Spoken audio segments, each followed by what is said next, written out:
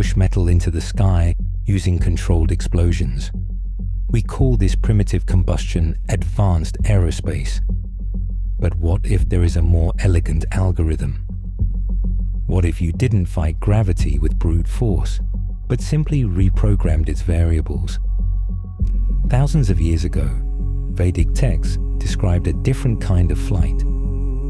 They called them Vimanas, not chariots of the gods, but engineered, physics-defying machines. The Mahabharata meticulously details their radar, cloaking, and silent propulsion. Were these just the fantasies of ancient poets?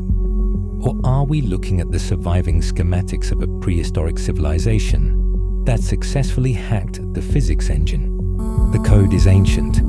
The machinery is eternal. This is the Hermetic Engine.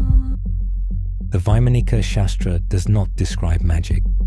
It describes thermodynamics and electromagnetic frequencies. Machines made of iron, clad in copper, driven by liquid metal. At the heart of the craft, the texts speak of a power source revolving like a tornado, a glowing, swirling vortex of liquid mercury spinning furiously. Modern science is only now experimenting with closed-cycle mercury plasma engines. When spun in a magnetic field, it creates a localized counter-gravitational wave. By manipulating this frequency, the craft isolates itself from the simulation's mass-rendering engine. To the observer, it appears to move without inertia, defying aerodynamics. It drops from orbit to the ocean in seconds. It changes direction instantly. It is the exact flight profile of the modern UAPs we chase today. Our fighter jets are locking onto objects that fly using a 5,000-year-old operating system. But the texts reveal a crucial component we are entirely missing. The Vimana was not flown with a joystick. It was synchronized. The pilot's consciousness was required to complete the electromagnetic circuit of the ship. To bend the world, the pilot had to realize the world was bendable. The ancient Vedic seers called the physical universe Maya, an illusion.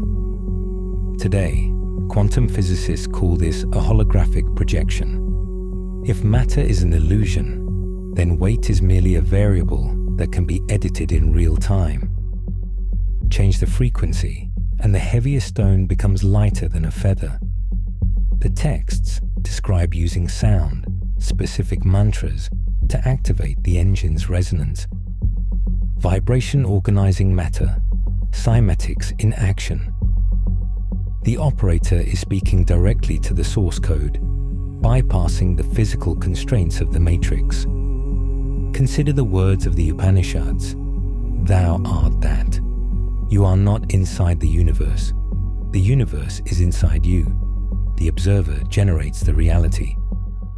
If the observer generates reality, the observer can rewrite the rules.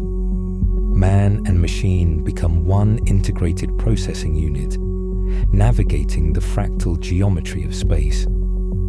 This is why modern engineering cannot replicate their technology. We have reverse engineered the hardware, but we have entirely lost the spiritual software. We view consciousness as a chemical byproduct of the brain. The ancients viewed the brain as an antenna, tuning into the universal frequency of the all-mind. To fly a Vimana, you had to transcend the illusion of separation. We remain locked to the earth because we fundamentally believe that we are heavy. They possessed weapons that could incinerate entire armies. The Brahmastra is described as a single projectile charged with all the power of the universe. It was an incandescent column of smoke and flame, as bright as 10,000 suns. Sound familiar? It is the exact description of a nuclear detonation. When J. Robert Oppenheimer witnessed the first atomic bomb, he quoted the Bhagavad Gita. He knew we weren't inventing a new terror. We were reopening a door. The cycle of civilization always reaches the same technological precipice. We discover the code, we manipulate the variables, and ultimately, we destroy the server. Are we destined to repeat the fall of the Vedic kings in our own blind pursuit of technological godhood? Or will we realize the true purpose of the machine? The purpose was never to conquer the physical simulation, but to transcend it entirely. To realize that the sky is not a limit, it is an interface.